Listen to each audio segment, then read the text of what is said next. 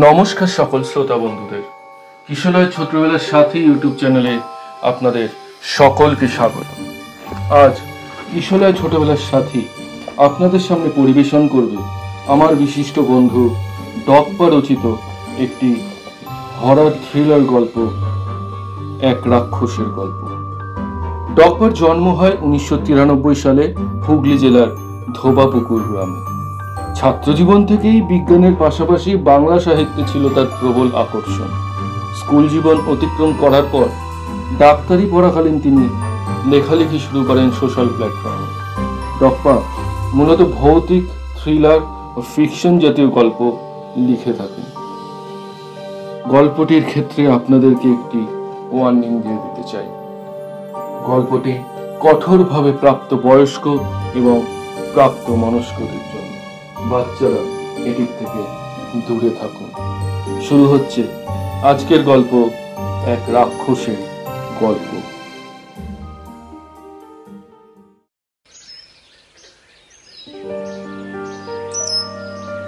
বাইরে চাঁদি ফাটা রোদ, চারিদিকে সব যেন তপ্ত হয়ে রয়েছে।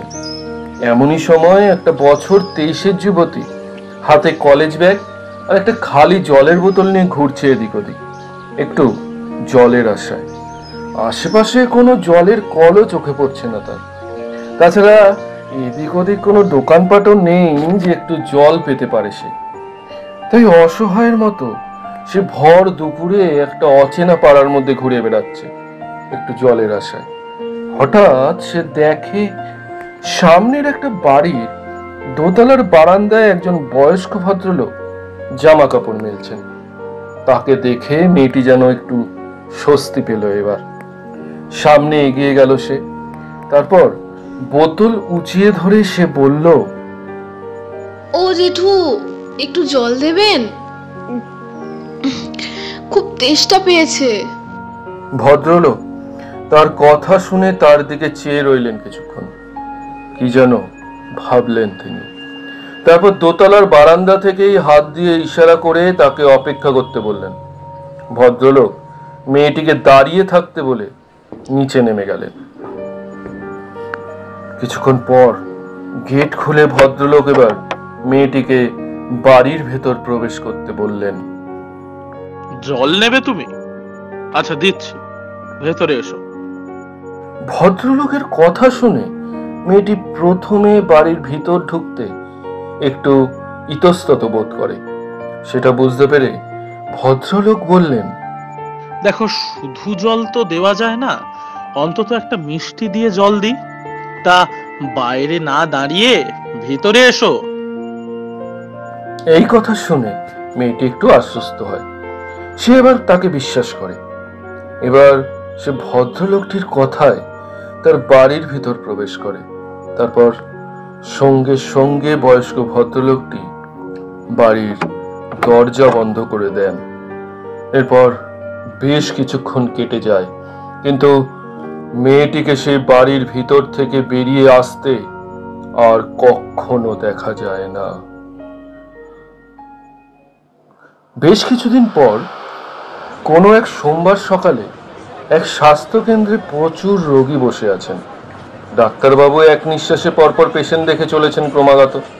এই সময় ডাক এলো সুভাষিস বাবুর। সুভাষিস বাবুর বয়স 65 বছর। পরনে পাঞ্জাবি পাজামা, চোখে চশমা, 5 ফুট 2 ইঞ্চি হাইটের রোগা ছিপছিপে চেহারা। উনি বড় ভীতু স্বভাবের মানুষ। সবকিছু নিয়েই যেন ওটা টেনশন। সর্বদাই যেন কিছু একটা চিন্তা করছেন উনি। এসব ছাড়াও তিনি একটা রাজনৈতিক দলের সক্রিয় সদস্য। পার্টির সব মিটিংয়েই যান উনি, কিন্তু ওনার জায়গা ওই লাস্ট বেঞ্চ। পার্টির মিছিলেও উনি হাঁটেন সবার শেষে। ওনার মতামত পার্টিতে তেমন কোনো গুরুত্ব না পেলেও সব স্তরের নেতাদের সাথেই সুসম্পর্ক রয়েছে ওনার। বিশেষ করে স্থানীয় কাউন্সিলের রতনবাবুর সাথে যথেষ্ট ঘনিষ্ঠতা রয়েছে সুভাষিস বাবুর। তবুও সুভাষিস বাবু লোকটা ঠান্ডা স্বভাবের, মিষ্টভাষী, ছিমছাম জীবনে অভ্যস্ত। সারা জীবন তিনি বিয়ে করেননি। বাড়িতে শুধু রয়েছে এক অসুস্থ ভাই। তারও বয়স 55। একটা অ্যাক্সিডেন্টের পর প্যারালাইজড হয়ে যায় তার ভাই, তাই তাকেই দেখাশোনায় ব্যস্ত থাকেন সুভাষিস বাবু। বাজার, দোকান, রান্না বান্না ইত্যাদি নিজের হাতেই করেন তিনি। তবে তার নিজেরও ডায়াবেটিস রয়েছে, তাই মাসে 2-3 বার বিনা পয়সায় ওষুধ নিতে তিনি পৌঁছান ওই সরকারি স্বাস্থ্যকেন্দ্রে। স্বাস্থ্যকেন্দ্রে ডাক্তার বেশ ভালো মতোই চেনে সুভাষিস বাবু। তিনি এসে চেয়ারে বসতেই ডাক্তার তার হাত থেকে টিকিটটা নিয়ে চোখ বোলাতে লাগলেন। তারপর জিজ্ঞেস করলেন, কি ওষুধ নিয়মিত খাচ্ছেন তো? সুভাষিস বাবু শান্ত গলায় হাসতে হাসতে উত্তর দিলেন, আগে হ্যাঁ, যা বলে দিয়েছিলেন সবই খাচ্ছি, তবে একটু মিষ্টি দই খেতে মন যাচ্ছিল, সেটা কি চলতে পারে? হ্যাঁ, সে মাঝে মধ্যে চলতেই পারে, তবে এই গরমে টক দইটাই খান। আর সন্ধ্যের দিকে পারলে একটু হাঁটাহাঁটি করুন, বুঝলেন? বলেই ডাক্তার লিখতে শুরু করলেন টিকিটে। সুভাষিস বাবু বললেন, আগে হ্যাঁ, তবে এবারে একটু 1 মাসের ওষুধ দেবেন, তাহলে এই গরমে আর আসতে হয় না বারবার। ডাক্তার পেনটা থামিয়ে চোখ তুলে চাইলেন সুভাষিস বাবুর দিকে। তারপর বললেন, একবার বাইরে থেকে HbA1c করিয়ে নিন। 3 মাস তো হয়ে গেল, তারপর না হয় আপনাকে 40 দিনের ওষুধ দিয়ে দেবো একেবারে। আচ্ছা আচ্ছা, ঠিক আছে। মাথা নাড়লেন সুভাষিস বাবু। তারপর পাঞ্জাবির পকেট থেকে গার্ডার দিয়ে আটকানো একটা ঠোঙা বার করে সেটা রাখলেন ডাক্তারের টেবিলে। ডাক্তারবাবু, এটা একটু প্রসাদ আছে, ওই রামকৃষ্ণ মঠের, কাল গেছিলাম ওখানে, তাই ভাবলাম আপনাকে একটু দিয়ে যাই। আচ্ছা আচ্ছা, ধন্যবাদ। ডাক্তার ঠোঙাটা নিয়েই ড্রয়ারে রাখলেন। তারপর আবার লিখতে শুরু করেন। সবশেষে সুভাষিস বাবু বেরিয়ে যাওয়ার সময় ডাক্তার তাকে জিজ্ঞাসা করেন, তা আপনার ভাই ভালো আছেন তো? কথাটা শুনে সুভাষিস বাবু ঘুরে দাঁড়ান। তারপর বলেন, হ্যাঁ হ্যাঁ, ভাই ভালো আছে, পরে আনবো আপনার কাছে একদিন। তারপর ধীরে ধীরে তিনি চলে যান। কিছুক্ষণ পর সুভাষিস বাবু বাড়ি ফেরেন। হাতের ব্যাগপত্র নামিয়ে রেখে তিনি তার ভাইয়ের ঘরে পৌঁছান। সুভাষিস বাবুর ভাই একেবারে হাত পা ছড়িয়ে পড়ে রয়েছেন বিছানায়। মুখ দিয়ে কয়েকটা আওয়াজ ছাড়া কিছুই করতে পারেন না তিনি। শুধু চোখ মেলে চাইলেন সুভাষিস বাবুর দিকে। তারপর আওয়াজ করে তাকে কিছু যেন একটা বোঝাতে চেষ্টা করলেন। সুভাষিস বাবুর ভাই দেবাশিস বাবুর বয়স প্রায় 60-এর কাছাকাছি। একেবারে শীর্ণকায় চেহারা, মুখ ভর্তি সাদা সাদা দাড়ি, হাতে পায়ে কোনো জোর নেই তার। তাই সুভাষিস বাবুই দেখাশোনা করছেন তাকে। সুভাষিস বাবু ধীরে ধীরে তার ভাইয়ের জামার বোতামটা খুলে দিলেন। তারপর তার পরনের লুঙ্গির গিঁটটা খুলে সম্পূর্ণ বিবস্ত্র করলেন তাকে। তারপর বললেন, আমি জানি তোর ভীষণ কষ্ট হচ্ছে, খুব অস্বস্তি হচ্ছে তোর শরীরে, কিন্তু কিন্তু চিন্তা নেই, এক্ষুনি আনছি ওকে। তোকে একেবারে শান্ত করে দেবে, অনেক আরাম পাবি জানিস। দাঁড়া দাঁড়া, আনছি ওকে, দাঁড়া। এই বলে সুভাষিস বাবু ওই ঘর থেকে বেরিয়ে যান। তারপর কোথা থেকে একটা মোটা লাঠি বার করেন তিনি। তারপর সেটাকে হাতে শক্ত করে ধরে তিনি সিঁড়ি বেয়ে দোতলার ঘরের দিকে উঠে যান। দোতলার ঘরে তালা চাবি দেওয়া। সুভাষিস বাবু পকেট থেকে চাবি বের করে তালাটা খোলেন। তারপর দরজাটা খুলে তিনি ঘরে প্রবেশ করেন। ও মা গো,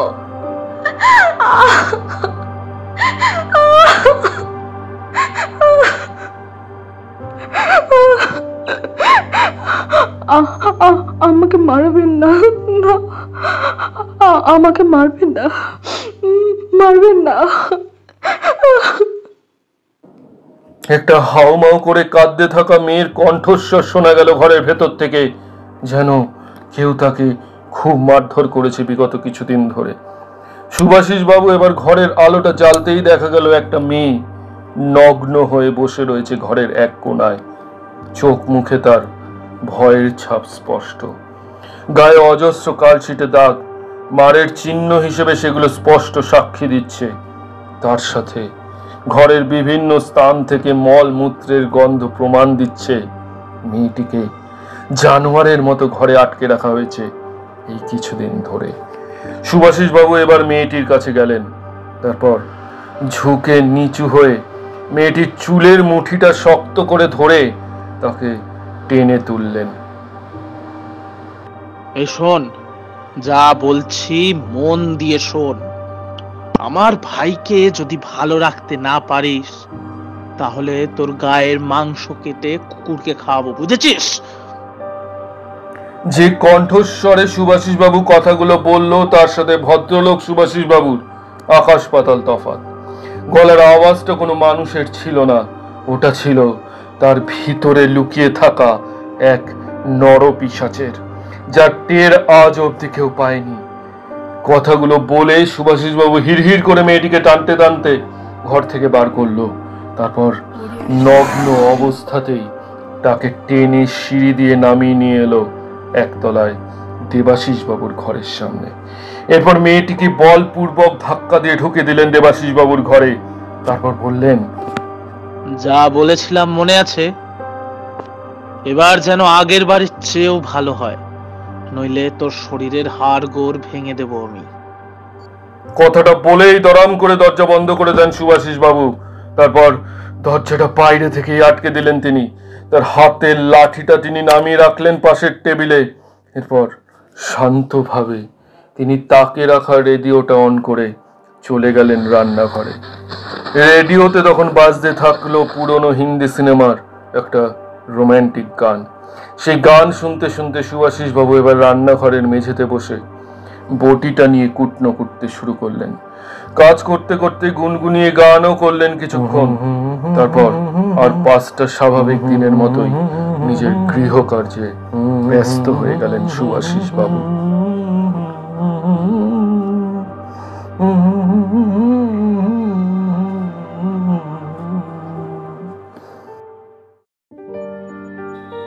শহর থেকে বহুদূরে জঙ্গল ঘেরা এক গ্রাম। দেখলে মনে হয় গ্রামটা এখনো বহু যুগ পিছিয়ে রয়েছে। বিদ্যুতের কোনো সংযোগ নেই, কোনো পাকা রাস্তা বা ইটের তৈরি কোনো বাড়িঘরও নেই সেখানে। যেদিকে তাকানো যায় কেবলই সব মাটির তৈরি বাড়ি, তার উপর টিনের চাল। সেই গ্রামেরই একেবারে মাঝখানে লক্ষ্য করা যায় একটা মাটির দোতলা বাড়ি। সেই বাড়িরই সামনের উঠোনে বেশ কিছু কাঠ জড়ো করে আগুন জ্বালানো হয়েছে। তার উপর একটা ডেচকি চাপিয়ে সেটাই কিছু যেন একটা রান্না করছে 1 বছর 17-র যুবক। ছেলেটা ডেচকিতে তেল, পেঁয়াজ, রসুন আর কিছুটা মশলা দিয়ে ভালোভাবে নেড়ে নিল কিছুক্ষণ। তার চারপাশে রান্নার হাতা, খুন্তি থেকে শুরু করে বিভিন্ন সরঞ্জাম ছড়িয়ে রয়েছে। এরপর ছেলেটা খুন্তি ছেড়ে একটা বড় ছুরি তুলে নিল। তারপর হনহন করে সে বাড়ির পিছন দিকে হাঁটা দিল। বাড়ির পিছনে রয়েছে একটা চালা ঘর। ছেলেটা এগিয়ে গেল সেই দিকে, তারপর প্রবেশ করলো চালা ঘরের ভিতরে। কিছুক্ষণ বাদেই সেই চালা ঘর থেকে শোনা গেল একটা মানুষের আর্তনাদ। তারপরই ছেলেটা বেরিয়ে এলো সেই ঘর থেকে। তার হাতে পায়ে দেখা গেল তাজা রক্তের দাগ, আর হাতে দেখা গেল একটা বড় মাংসের ফালি। তারপরই শুরু হলো রান্না। ছেলেটা মাংসের ফালিটা ছোট ছোট করে কেটে কড়াইতে দিয়ে সেটা নাড়তে থাকলো। খানিকক্ষণ পর কিছুটা জল দেয় তাতে। এমন সময় দেখা গেল একজন লম্বা চওড়া মানুষ সাইকেল নিয়ে সেই বাড়িতে ঢুকছে।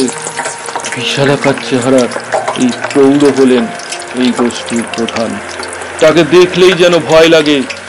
বাস্তবে এই গোষ্ঠীর মানুষজন নরমাংস ভক্ষণে অভ্যস্ত, তাই এরা নিজেদেরকে জনমানুষ থেকে আলাদা করে নিয়েছে বহু যুগ আগেই। আশেপাশের বিভিন্ন মফস্বল শহর থেকে এরা বিভিন্ন অছিলায় মানুষজনকে ভুলিয়ে পালিয়ে তাদের গ্রামে নিয়ে আসে। তারপর তাকে হত্যা করে তার গায়ের মাংস খেয়ে এরা নিজেদের চাহিদা মেটায়। বিশেষ করে এদের লক্ষ্য থাকে জঙ্গলে ঘুরতে আসা বিভিন্ন টুরিস্টদের উপর। ঘুরতে এসে তাদের হাতে ধরা পড়ে বহু মানুষজনই মারা যায়, কিন্তু এসব জানা সত্ত্বেও স্থানীয় পুলিশ প্রশাসন কোনো ব্যবস্থা নেয় না এদের বিরুদ্ধে। তার কারণ পুলিশের উচ্চ পদস্থ কর্তারা এদের থেকে অনেক কিছুই পেয়ে থাকে। কখনো বাঘের চামড়া, কুমিরের চামড়া, কখনো হাতির দাঁত বা অন্যান্য বনজ সম্পদ। বলা বাহুল্য এই নরখদক গোষ্ঠী শিকারে অত্যন্ত দক্ষ।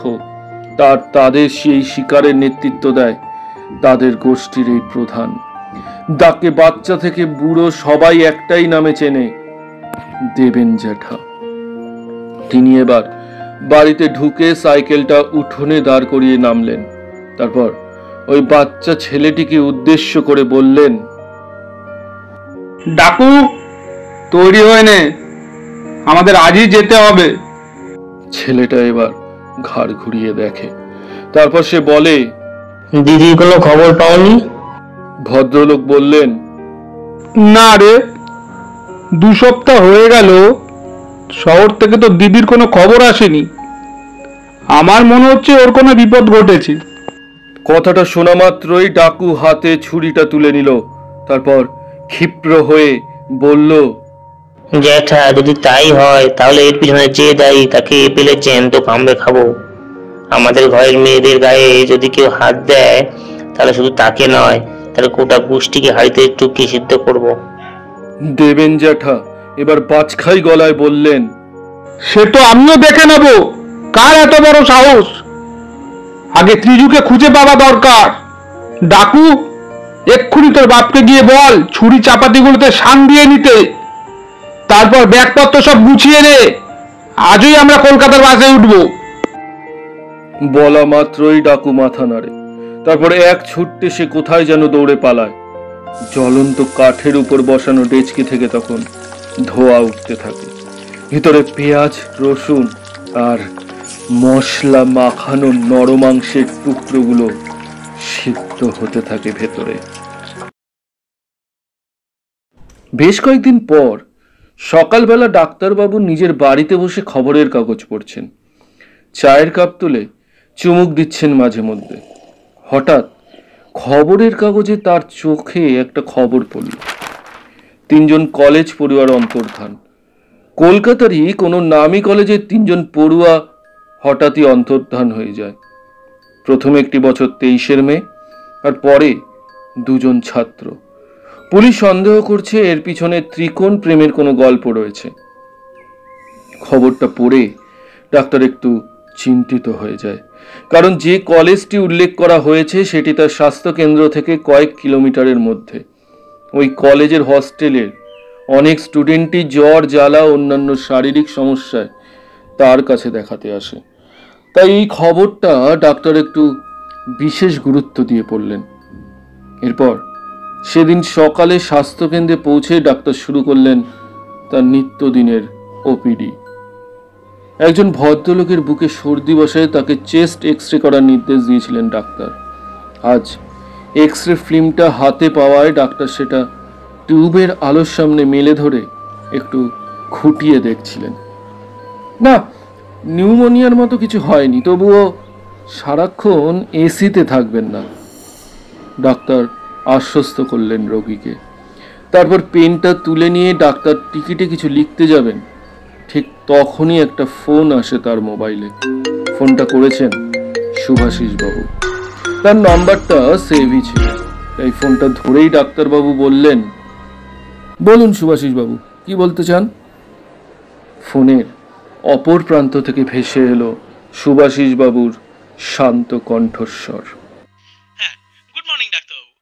বলছিলাম যে আপনি যেরকম ওষুধ দিয়েছিলেন সেরকমই খাচ্ছি, আর HbA1c এর জন্য রক্ত নিয়ে গেছে আজ। তো যেটা হয়েছে আজ সেটা হলো আমার বোনঝি এসছে বাড়িতে, বুঝেছেন? ও কিছুদিন হলো আমার কাছেই আছে, তাও পড়ে গিয়ে বেশ কিছু জায়গায় চোট পেয়েছেন, বুঝেছেন? কালশিটেও পড়ে গেছে। তা আপনি কোনো ওষুধ লিখে দিতে পারবেন? তাহলে আজকে আমি নিজে গিয়েই আপনার থেকে না হয় নিয়ে আসবো। হ্যাঁ, ঠিক আছে, আসুন বেলার দিকে, আমি দেখে দিচ্ছি। আচ্ছা, আমি আসছি তাহলে। হুম বলেই ডাক্তার ফোনটা কেটে দেন। এরপর তিনি আবার নিজের কাজে ফিরে যান। এবার সামনে বসে থাকা সর্দি কাশি নিয়ে আসা রোগীটি বলেন, ডাক্তারবাবু, একটা কথা বলছি, কিছু মনে করবেন না। এই সুভাষিস বাবুর লোকটা মোটেও সুবিধার নয়। ডাক্তার একটু চমকে যান। সুভাষিস বাবুর সম্বন্ধে এমন কথা ঠিক হজম হলো না ডাক্তারের। তিনি কৌতূহলী হয়ে এবার জানতে চাইলেন, কেন বলুন তো? ভদ্রলোক এবার বললেন, সে অনেক ব্যাপার আছে। ও আমাদের পাড়ারই ছেলে, আমার স্কুল জীবনের বন্ধু। খুব ভালো করে চিনি ওকে। ওর বাড়ি আর আমার বাড়ি একেবারে পাশাপাশি। তবে ইদানিং ওর বাড়ি থেকে কেমন উদ্ভট সব চিৎকার চেঁচামেচি ভেসে আসে। উদ্ভট চেঁচামেচি মানে ঠিক কিরকম বলুন তো? সম্ভবত ওর বাড়িতে কোনো মেয়ে এসেছে। হ্যাঁ, হঠাৎই সুভাষিসের বাড়ি থেকে একটা মেয়ে চিৎকার চিৎকার চেঁচামেচি, যেন ও সবসময় কেউ মারছে ওকে। সে কি, এরকম চেঁচামেচি? হ্যাঁ, তা না হলে আর বলছি কি, ওর ওই পঙ্গু ভাই ছাড়া তিনকুলোতে কেউ নেই। তাই হঠাৎ করে ওর বাড়ির একটা মেয়ের গলা শুনে আমি তো অবাক। সে কি, উনি যে বলছিলেন ওনার বোনঝি এসেছে? কি, ওর বোনজি? হুম হুম। ভদ্রলোক এবার মুখ বেঁকালেন, বললেন, ওর কবে কোন কালে বোন ছিল? কি, কেউ নেই বলছেন? এবার ডাক্তার একটু চিন্তায় পড়ে গেলেন। সুভাষিস বাবুর বিষয়টা ডাক্তারকে সন্দেহে ফেলে দিল। যদিও ডাক্তারের ইচ্ছা ছিল সুভাষিস বাবুকে নিয়ে আরো কিছু জানার, কিন্তু বাইরে প্রচুর পেশেন্ট বসে থাকায় তিনি আর বেশি গল্প করতে পারলেন না ভদ্রলোকের সাথে। ডাক্তার তাড়াতাড়ি করে ভদ্রলোককে ওষুধপত্র লিখে দিয়েই হাতে টিকিটটা ধরিয়ে দিলেন। তারপর বললেন, আচ্ছা, আপনি একদিন দুপুরের দিকে আসুন না, সেদিন কথা হবে। ভদ্রলোক ঘাড় নাড়লেন শুধু, তারপর বেরিয়ে গেলেন ঘর থেকে। ডাক্তার মনে মনে কি যেন ভাবতে লাগলেন, শুধু ঠিক করলেন সুভাষিস বাবু এলে তাকে জিজ্ঞেস করবেন মেয়েটির ব্যাপারে। এদিকে দেবেন জ্যাঠা, ডাকু আর তার গোষ্ঠীর কিছু লোকজন বেশ কিছুদিন ধরেই একটা বাড়ি ভাড়া নিয়ে থাকছে কলকাতায়। বিগত কয়েকদিন ধরে তারা চিরুনি তল্লাশি চালিয়েছে শহরের বিভিন্ন এলাকায়, কিন্তু এখনো অবধি কোনো খবরই পায়নি মেয়েটির। তাই অত্যন্ত দুশ্চিন্তায় রয়েছে দেবেন জ্যাঠা। মেয়ের চিন্তায় খাওয়া দাওয়া প্রায় ছেড়েই দিয়েছেন তিনি। দিন দিন কেমন যেন ঝিমিয়ে পড়ছে সে। তিনি কথাও খুব একটা বলেন না কারোর সাথে। দেবেন জ্যাঠার এই অবস্থা দেখে তার সাগরেদ হিরু এসে তাকে বলে, দাদা তুমি চিন্তা করো না, ত্রিজুকে আমরা ঠিক পেয়ে যাব, আর একটু ধৈর্য রাখো। তবে ত্রিজুর কলেজের যে ছেলে দুটোকে তুলেছি আমরা, তারা মনে হয় না এ ব্যাপারে জড়িত। দেবেন জ্যাঠা এবার শান্ত গলায় বললেন, ছেলে দুটো কি বেঁচে আছে? না না, ডাকু যা মার মেরেছে ওদের, তাতে ভোর রাত থেকে ওদের হাত পা ঠান্ডা হয়ে গেছে। লাশ দুটোকে নিয়ে এবার কি করবো বলো? দেবেন জেঠা খানিকক্ষণ চুপ থাকলেন, তারপর একটা দীর্ঘশ্বাস ফেলে তিনি বললেন, এটাকে ওই ঠান্ডা করার মেশিনটায় রাখ, আর আরেকটাকে নিয়ে একটু পাতলা করে ঝোল কর। যদিও আমার মুখে রুচি নেই, ইচ্ছা হলো তো খাবো, নইলে খাবো না। হিরু জানে দেবেন জ্যাঠা নিজের মর্জি মাফিক চলে। হিরু বা গোষ্ঠীর কারোর ক্ষমতা নেই দেবেন জ্যাঠাকে জোর করে খাওয়াবার। তাই হিরু চুপচাপ তার কথায় ঘাড় নাড়ে শুধু। তারপর পাশের ঘরে চলে যায় ঝুলন্ত লাশ দুটোকে নামাতে।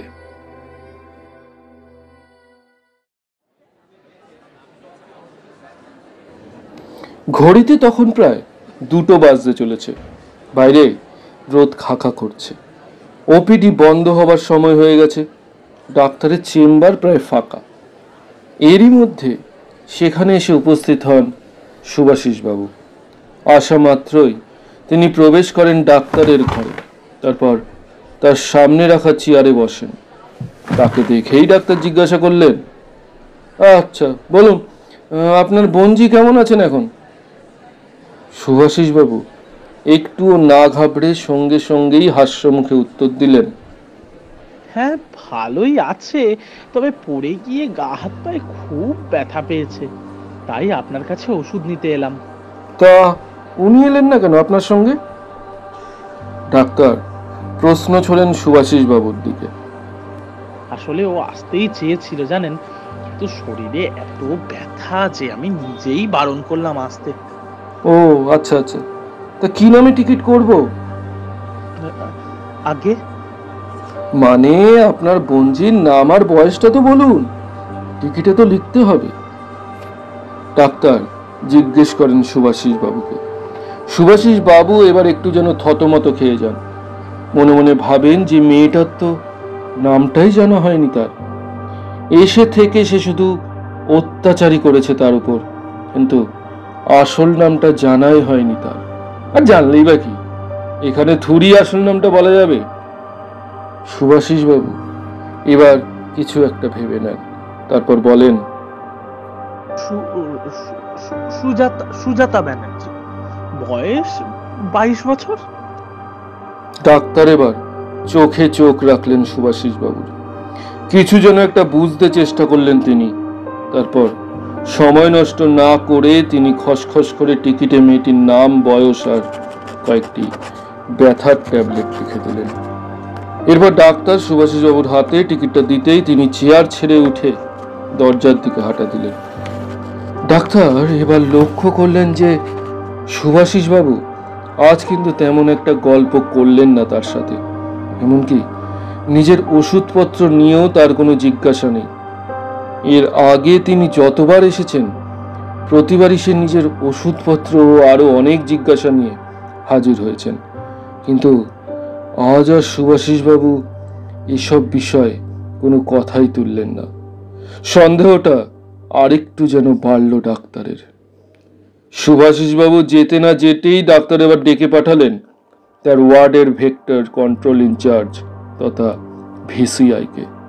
মূলত এই ব্যক্তি তিনি, যিনি এলাকার কোথাও কোনো জল জমছে কিনা সে ব্যাপারে তদারকি করেন। ডেঙ্গু, ম্যালেরিয়া ইত্যাদি মশাবাহিত রোগ নিয়ন্ত্রণে এনার ভূমিকা সর্বাগ্রে। আর তাছাড়া ইনি অঞ্চলের ভূমিপুত্র হওয়ায় এই এলাকাটা উনি নিজের হাতের তালুর মতোই চেনেন। অতএব ডাক্তারের ডাকে ভিসিআই অনিন্দ কিছুক্ষণের মধ্যেই এসে উপস্থিত হয় তার সামনে।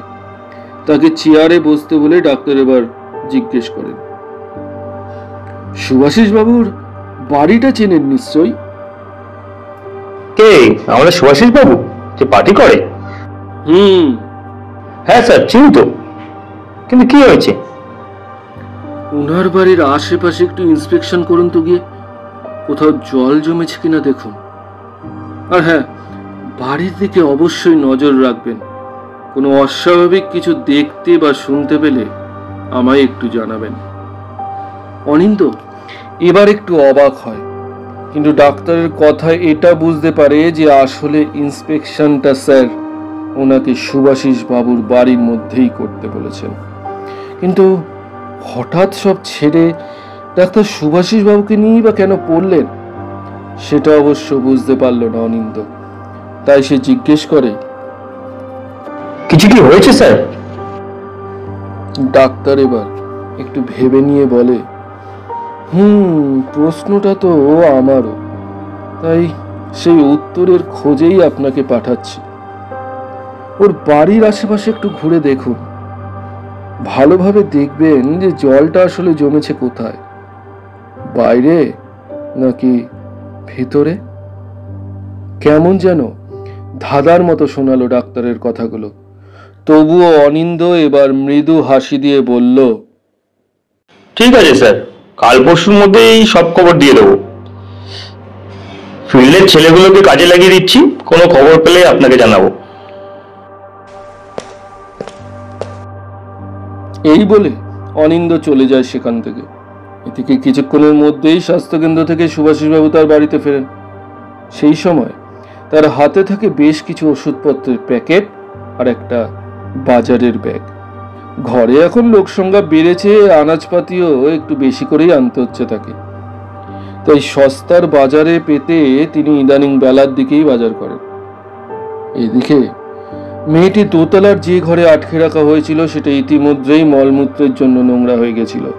সুভাষিসবাবু সেই ঘরটা নিজের হাতে পরিষ্কার করেছেন সম্প্রতি, কিন্তু মেয়েটিকে এসে থেকে একবারও স্নান করানো হয়নি। তাই সুভাষিসবাবু ঠিক করেন যে সে মেয়েটিকে আজ নিজে হাতে স্নান করাবেন। ওদিকে দেবেন জ্যাঠা আর তার দলের লোকজন কলকাতার বিভিন্ন এলাকায় পৌঁছে খোঁজ খবর নিচ্ছে ত্রিজুর জন্য। ডাকুও বিভিন্ন জায়গায় খোঁজ নিচ্ছে তার দিদির জন্য। এমন সময় ডাকু পৌঁছায় কলকাতার বহু পরিচিত এক নিষিদ্ধ অঞ্চলে। ডাকু দেখে ওই জায়গায় অনেক মহিলাই সেজেগুজে দাঁড়িয়ে রয়েছেন লাইন দিয়ে। মুখে সাদা পাউডার আর ঠোঁটে টকটকে লাল লিপস্টিক তাদের। বিভিন্ন বয়সের মহিলারাই উপস্থিত সেখানে। তারা সবাই কেমন যেন একটা ভঙ্গিতে তাকিয়ে থাকে ডাকুর দিকে। অনভিজ্ঞ ডাকু ভাবে এদের কাছে সে কোনো খোঁজ পেতে পারে ত্রিজুর। সেই মনে করে সে এগিয়ে যায় ওখানে দাঁড়িয়ে থাকা একজন ভদ্র মহিলার দিকে। মহিলাটির কাছে গিয়ে ডাকু যেই না কিছু জিজ্ঞেস করতে যাবে ত্রিজুর ব্যাপারে, তার আগেই ওই মহিলা ডাকুর হাতটা খপাত করে ধরে নেয়। তারপরই মহিলাটি বলে, চল আমার সাথে চল। বলেই হনহন করে ডাকুকে টেনে নিয়ে যায় একটা গলির দিকে। গলিটা খুব সরু, তার উপর অন্ধকার। ডাকু আগে কখনো দেখেনি এরকম সরু গলি। তার উপর কোনো মেয়ে মানুষ তার হাতও এত শক্তভাবে ধরেনি কখনো। তাই সে এক প্রকার বিস্ময়াবিষ্ট হয়ে এগিয়ে যায় মহিলাটির সাথে। তবে মহিলাটির এমন আচরণে ডাকু একটু ভয় পেয়ে যায়। সে হাত ছাড়াতে চেষ্টা করে, কিন্তু লাভ হয় না। হাত ছাড়াবার আগেই মহিলাটি ডাকুকে টেনে নিয়ে আসে একটা খুপড়ি ঘরের ভিতরে। ডাকু এবার বলে ওঠে, আরে দিদি, আমি তো। এই একদম দিদি বলবি না। ছেলে মধু খেতে এসেছিস, খেয়ে চলে যাবি, অত সম্পর্ক পাতাতে হবে না। ডাকু তার কথার মানে কিছুই বুঝতে পারে না। সে চুপচাপ দাঁড়িয়ে থাকে খুপড়ি ঘরের মধ্যে। মহিলাটির অমন ঝাঁঝালো মেজাজ দেখে তাকে কি বলবে কিছুই বোঝে না সে। এছাড়া এই জায়গাটার সম্বন্ধে তেমন একটা ধারণাও নেই ডাকুর। অন্য কোথাও হলে ডাকু হয়তো এই মহিলাকে কামড়ে দিয়ে পালিয়ে আসতে পারতো সেখান থেকে, কিন্তু এই শহরে এমন হিংস্র আচরণ করা থেকে তাকে বিরত থাকতে বলেছে দেবেন জ্যাঠা। তাই ইচ্ছা থাকলেও ডাকু মহিলাটিকে কামড়াতে পারে না।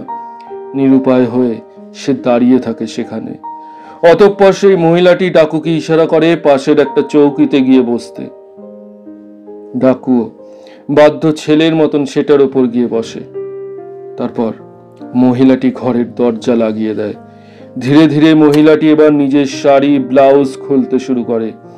ঘুলঘুলির মধ্যে দিয়ে আসা আলোয় ডাকু এবার দেখতে পায় একটা নগ্ন নারী শরীর, যেটা ধীরে ধীরে এগিয়ে আসে ডাকুর দিকে।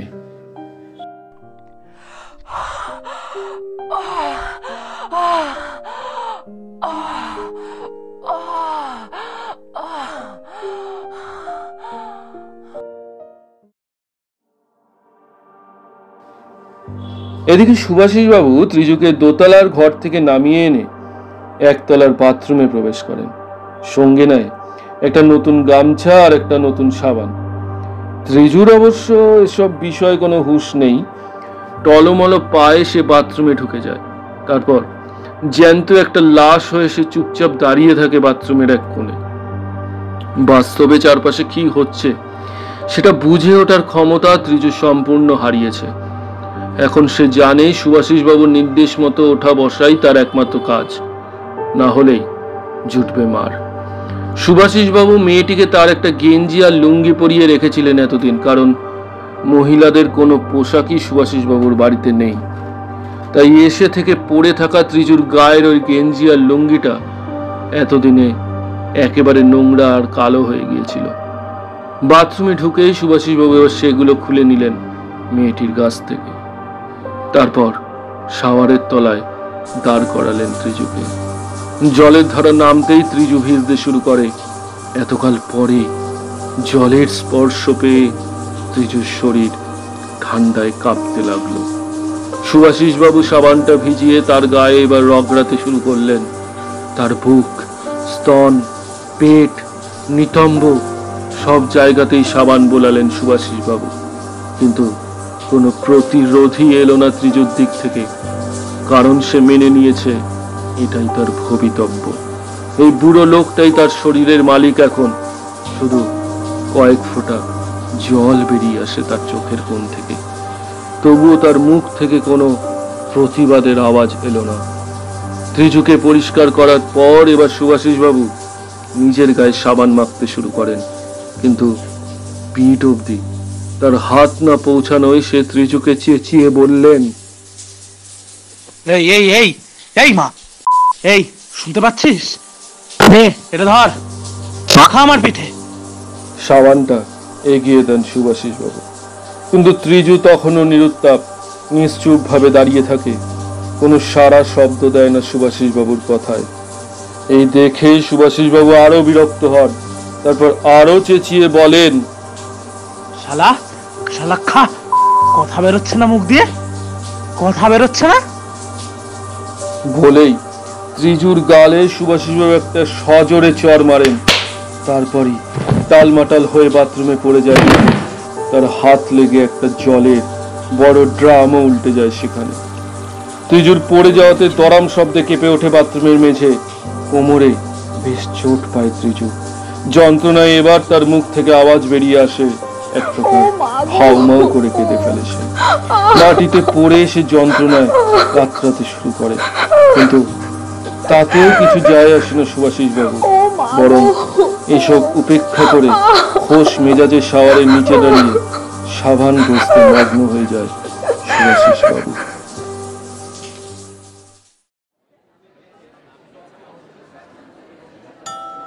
স্যার, সুভাষিসবাবুর বাড়িতে একটা মেয়ে আছে, গলার আওয়াজ পেয়েছি। অনিন্দর কথাটা শুনে একটু নড়ে চড়ে বসলেন ডাক্তার। সে এবার কৌতূহলী হয়ে জিজ্ঞেস করলেন, কিছু দেখতে পেয়েছেন? না স্যার, দেখতে পাইনি, তবে শুনতে পেয়েছি। কিন্তু যেটা শুনেছি সেটা বলার মতো নয়। কেন, কি হয়েছে? অনিন্দ এবার ঢোক গিলে নিয়ে বললেন, জানি না স্যার সুভাষিসবাবুর বাড়ির ভেতর ঠিক কি চলছে, তবে ও মেয়েটার সাথে বাথরুমে একসাথে স্নান করে। ডাক্তার এবার ভ্রু কুচকে বললেন, কি, একসাথে বাথরুমে স্নান, তাও আবার বঞ্জির সাথে? ছি ছি ছি। হ্যাঁ স্যার, বঞ্জি কিনা জানি না, তবে আমরা যখন ওর বাড়ির পিছন দিকে মশা মারার জন্য স্প্রে করতে যাই, তখন কানে কিছু কথা এসেছিল। ও মেয়েটাকে খিস্তি দিচ্ছিল, তাকে বলছিল সাবান মাখাতে, কিন্তু মেয়েটা বোধহয় ওর কথা শোনেনি। তারপরে ধরাম করে একটা পড়ে যাওয়ার আওয়াজ শুনতে পাই। মনে হলো কেউ যেন ধাক্কা খেয়ে পড়ে গেল, আর তারপরেই ঠিক মেয়েটার কান্নার আওয়াজ। মেয়েটা বেশ জোরেই কাঁদছিল তখন। আমার মনে হয় সুভাষিসবাবু মেয়েটাকে খুব জোরে মেরেছিল। কথাগুলো শুনেই ডাক্তার বুঝে যায় যে আর যাই হোক, মেয়েটা আদৌ সুভাষিসবাবুর ভাইজি নন। তিনি সত্যি এবার সুভাষিসবাবুর মধ্যে একটা রহস্যের গন্ধ পেলেন। ডাক্তার এবার এটা বুঝতে পারলেন যে সুভাষিসবাবুর লোকটা মোটেও স্বাভাবিক নয়। সেদিনের ওই পেশেন্ট সুভাষিসবাবুকে নিয়ে যা বলেছিলেন তা পুরোপুরি সত্যি। বাস্তবেই অনেক ব্যাপার আছে সুভাষিসবাবুর মধ্যে। তাই ডাক্তার আর নিশ্চিন্তে থাকতে পারলেন না।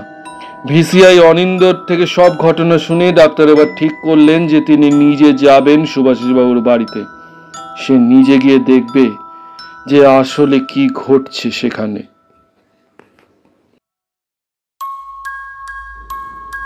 এদিকে সেদিন সন্ধেবেলায় দেবেন জ্যাঠা আর তার দলের লোকেরা একসাথে বসে খাবার খাচ্ছিলেন। হিরু তখন সবাইকে পাঁঠার মাংস আর রুটি পরিবেশন করতে ব্যস্ত। দেবেন জ্যাঠা একটা খাটিয়ার উপর বসে গপ গপিয়ে গিলে চলেছে একের পর একটা রুটি। কিছুটা রাগেই সে যেন আজকের খাবারটা খাচ্ছে।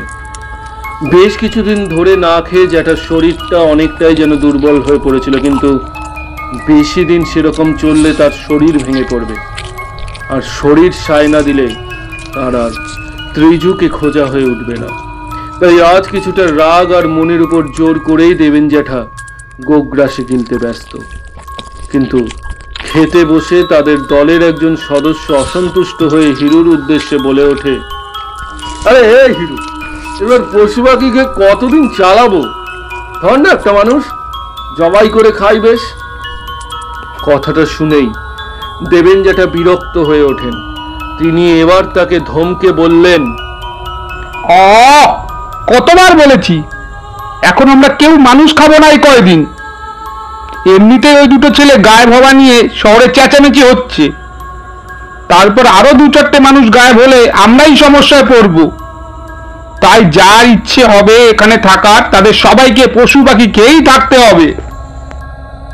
কথাগুলো সবার কানে ঢুকলেও ডাকু তখন অন্য চিন্তায় মগ্ন, কারণ তার সাথে এই কয়েকদিনে এমন কিছু ঘটে গেছে যেটা কেবল ডাকুই জানে। সেদিন ডাকু ভুল করে এক নিষিদ্ধ পল্লীতে ঢুকে যায়, তারপর এক মহিলার পাল্লায় পড়ে সে জীবনে প্রথমবারের মতন উপভোগ করে নারী শরীরের স্বাদ। সেদিনের পর থেকে ডাকু উপলব্ধি করে যে কিছু কিছু মানুষের শরীর খাদ্যের থেকেও উপভোগে বেশি তৃপ্তি দেয়। কিন্তু এসব কথা ডাকু কাউকেই বলেনি এখনো অবধি। কিছুটা লজ্জায় আর কিছুটা ভয়ে সে কাউকেই বলেনি এই ঘটনাটা, এমনকি দেবেন জ্যাঠাকেও না। তাই খেতে বসে ডাকু বারবার যেন অন্যমনস্ক হয়ে যায়। বারবার সেদিনের স্মৃতি ভেসে ওঠে তার চোখের সামনে। প্রথম কামের স্পর্শ এবার যেন ডাকুকে অন্য উদ্দেশ্যে নিয়ে যায়। ডাকু সিদ্ধান্ত নেয় যে সে আবার ফেরত যাবে ওই জায়গায়। সেখানে গিয়ে সে পুনরায় ওই মহিলার সাথে ঘনিষ্ঠ হবে।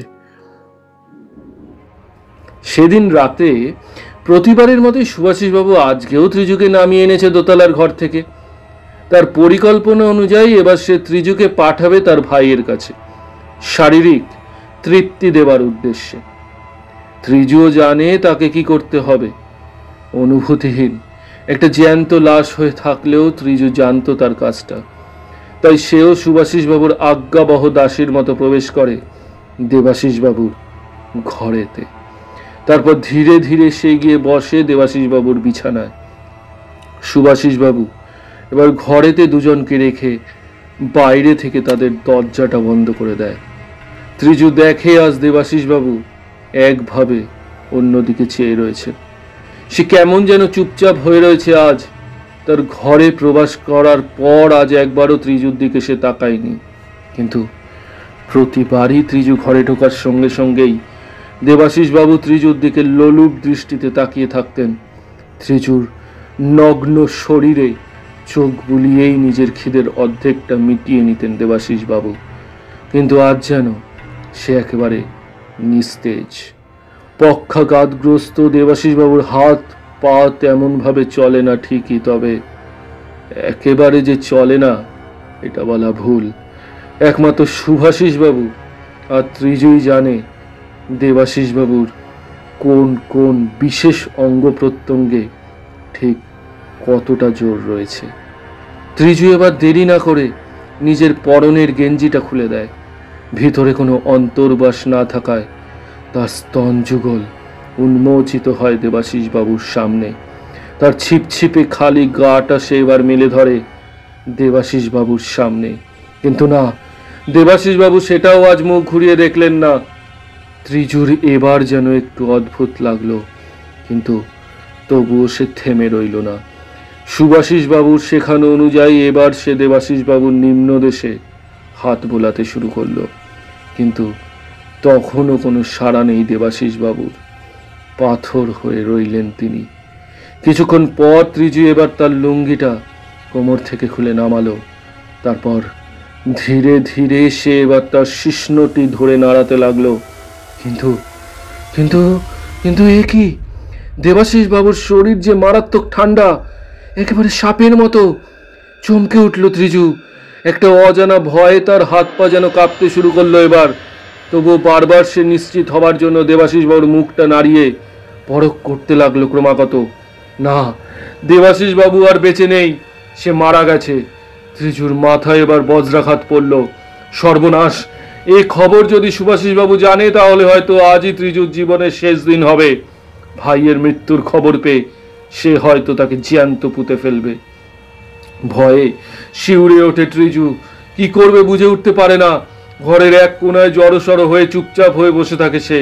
কোনো আওয়াজ বেরোয় না তার মুখ থেকে। যদিও আপদটা মরে যাওয়ায় ত্রিজু কিছুটা আজ রেহাই পেয়েছে। রোজকার এই ঘৃণ্য কাজটা থেকে অন্তত কিছুটা মুক্ত হয়েছে সে, কিন্তু সুভাষিস বাবুর মতো রাক্ষসটা এখনো বেঁচে রয়েছে। তাই সে যতদিন না মরছে, ত্রিজুর রেহাই নেই। ত্রিজু আর ভাবতে পারে না বেশি কিছু। রাত যতই বাড়ে ততই ঘুম নামে ত্রিজুর চোখে। ধীরে ধীরে ত্রিজু তন্দ্রাচ্ছন্ন হয়ে যায়।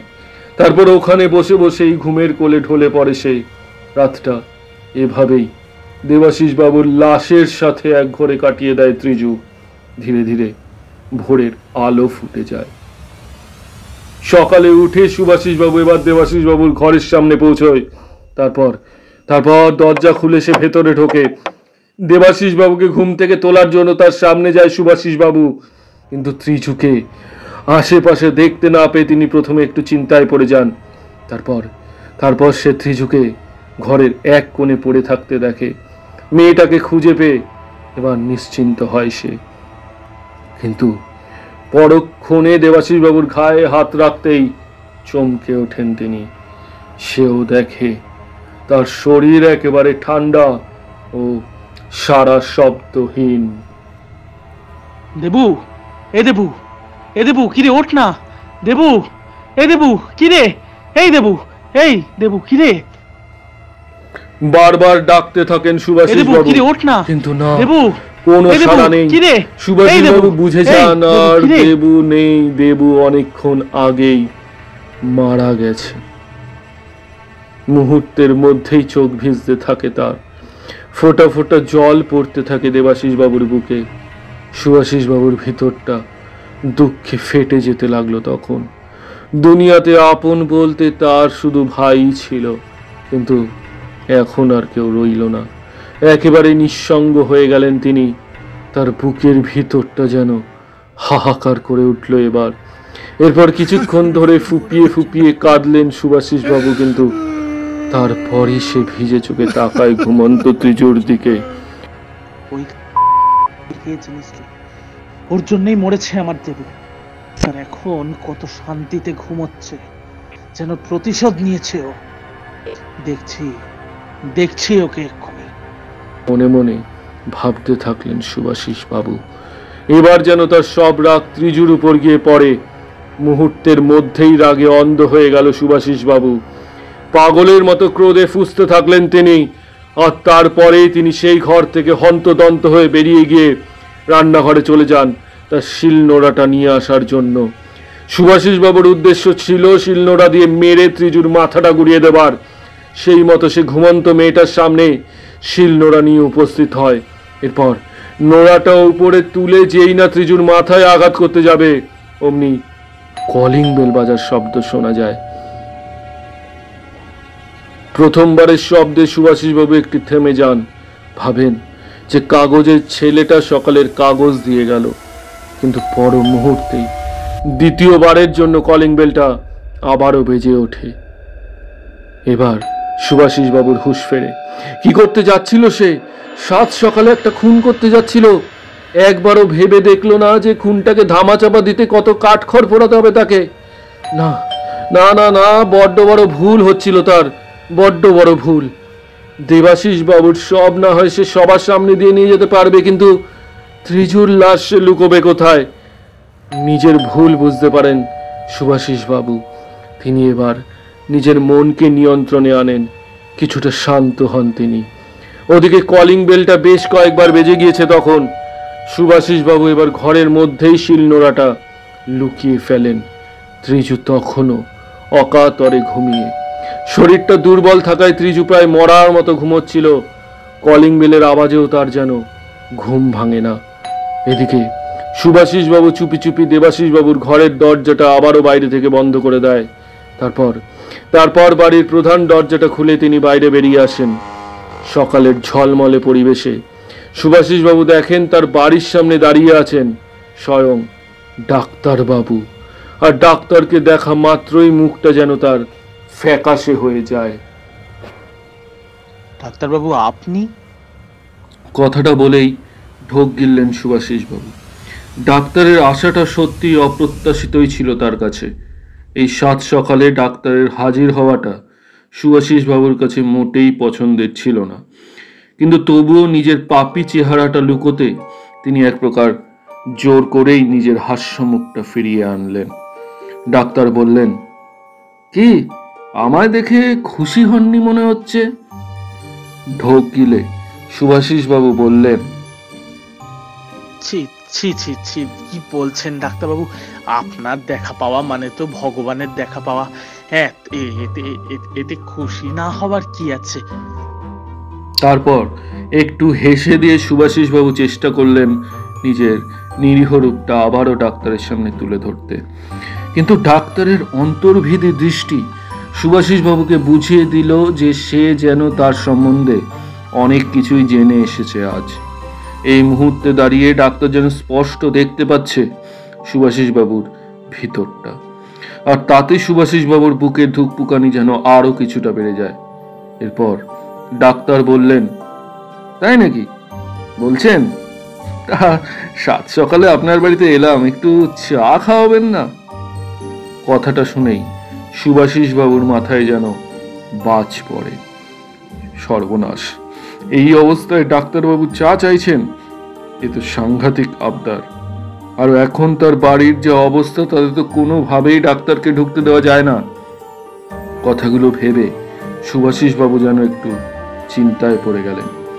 এদিকে সুভাষিস বাবুকে চুপ থাকতে দেখে ডাক্তার বললেন, কি হলো, ভাবছেন তো এ কি বিপদে ফেললাম আপনাকে?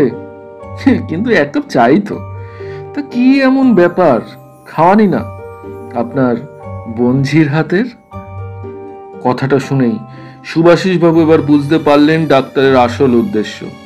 সুভাষিস বাবুর একবারের জন্য হলেও মনে হয় যে আজ তার বাড়িতে আসার পিছনে ডাক্তারের যেন এক অন্য চাহিদা রয়েছে। তিনি এবার ডাক্তারকে প্রশ্ন করলেন, কি ব্যাপার বলুন তো, আপনি চা খেতে এসছেন নাকি? ডাক্তার এবার মুচকি হাসলেন, তারপর বললেন, চা তো খাবই, কিন্তু তার সাথে অন্য কিছু হলেও ব্যাপারটা কিন্তু মন্দ হয় না। কথাগুলো সুভাষিস বাবুকে একটু যেন অবাক করে দেয় প্রথমে। ডাক্তারের মতন ভদ্রলোকেরও তাহলে অন্য চেহারা থাকতে পারে? নিজের মনকে প্রশ্ন করেন সুভাষিস বাবু, কিন্তু পরক্ষণেই তিনি মনে মনে একটু যেন খুশি হন। তিনি উপলব্ধি করেন যে ডাক্তার যেন তারই সমগোত্রীয় একজন। তাই সুভাষিস বাবুর এবার একটু ভরসা হয় ডাক্তারের উপর। তিনি ভাবলেন যে এই সময় ডাক্তার এসে তার সুবিধাই করেছে আসলে।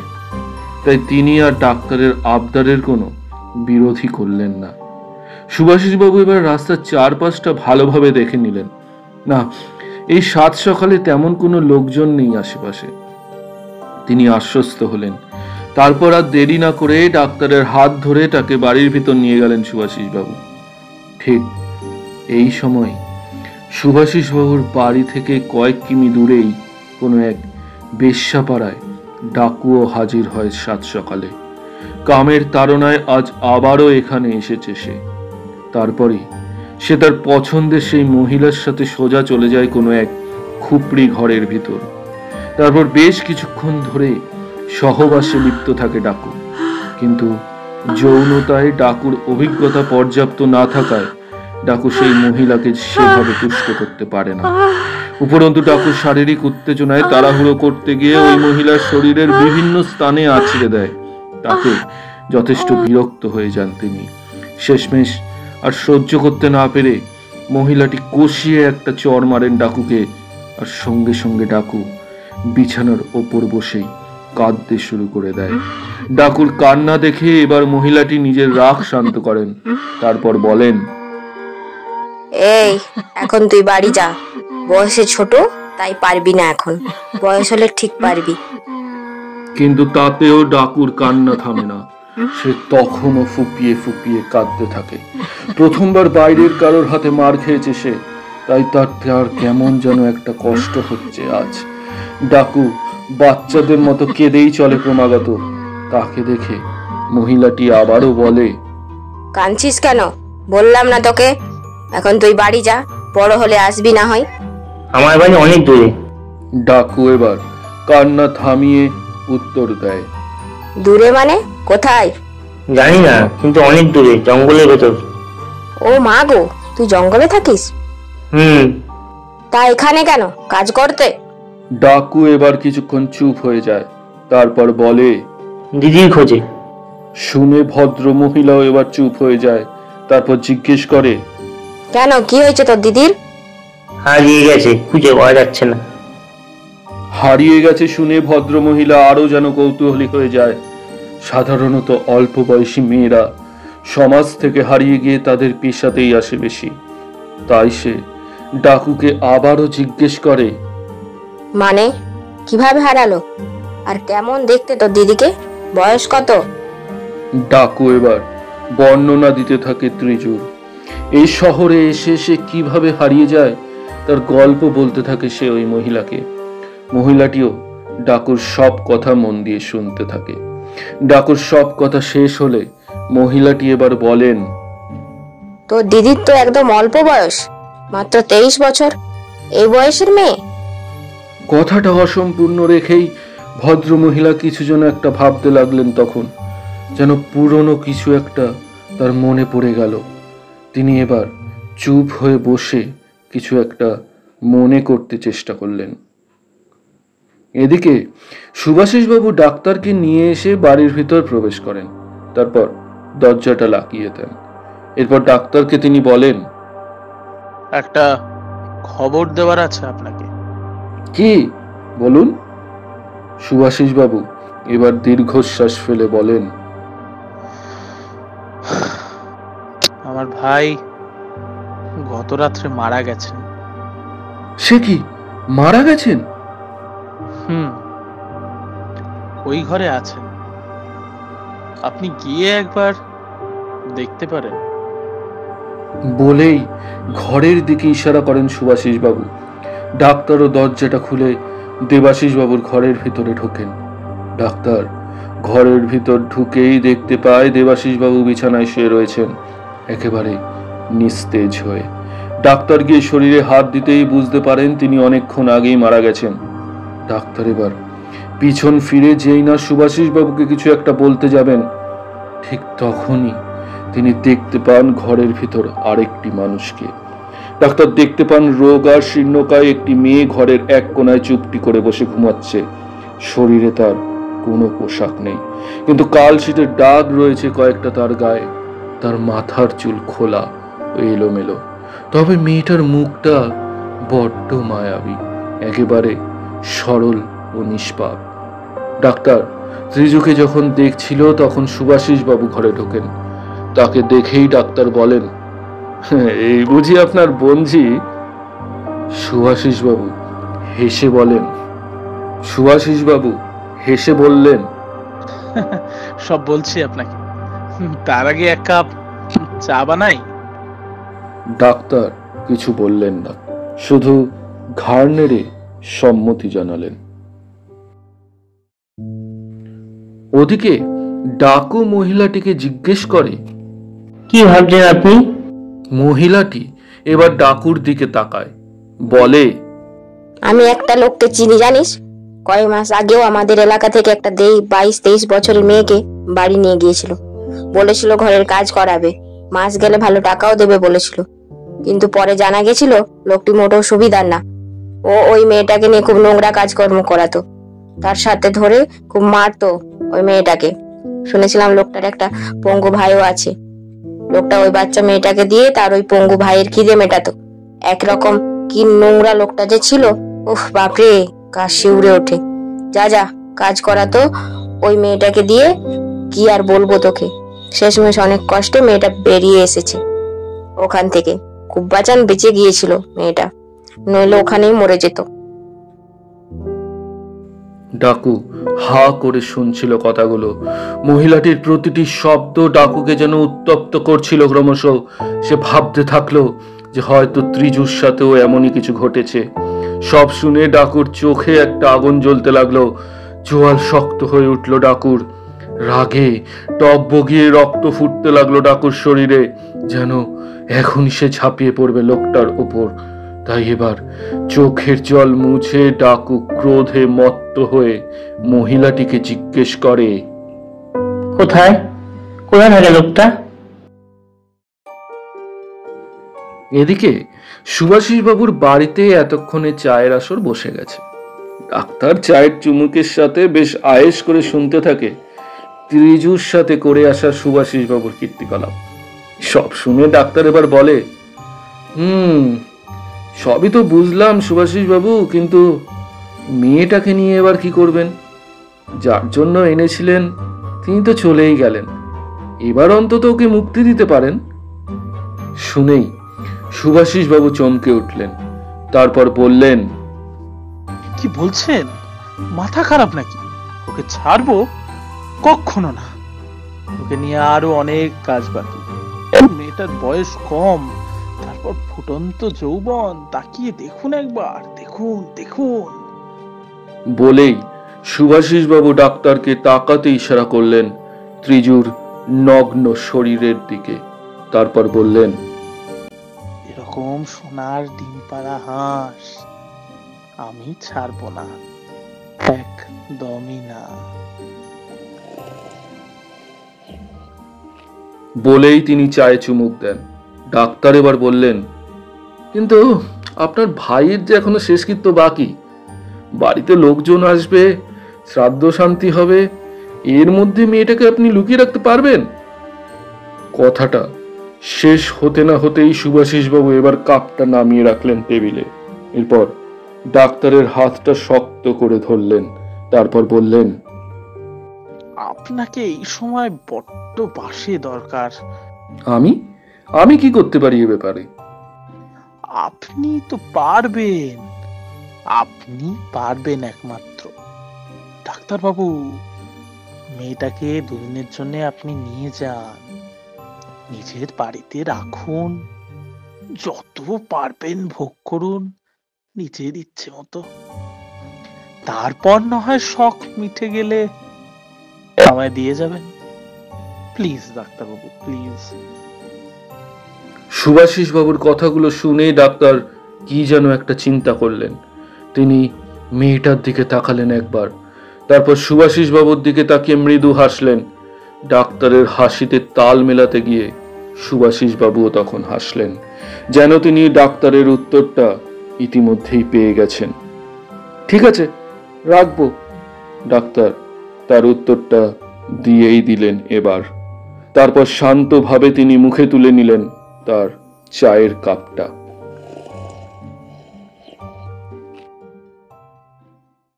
গল্পের দ্বিতীয় পর্ব কিছুক্ষণ পরেই।